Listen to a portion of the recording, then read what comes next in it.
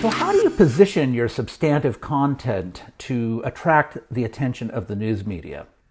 One of the biggest preconceptions that people have about news coverage is that their issue is automatically newsworthy.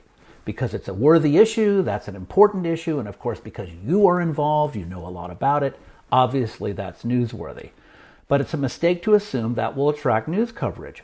The real way to attract news coverage is to present your issue in a way that makes sense to the news decision makers. I might add, these are not generally the reporters, but instead their bosses, the producers and the editors, ultimately the head of the news department or the editor-in-chief, who will decide if a story is worth reporting. Now, news people will always look for something that will interest their audience more than something that is important. For them, what's interesting for their audience trumps importance every time.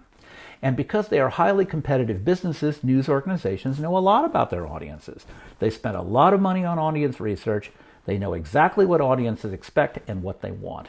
They also know that given the audience what it wants, and it also must be said what it needs, builds audience share.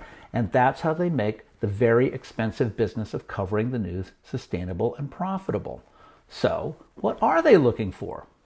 Well, first of all, stories and storytelling, which is defined as how ordinary people are affected by big issues, how ordinary people react to extraordinary situations, something that makes the audience ask, what if it was me? What if I was in that position?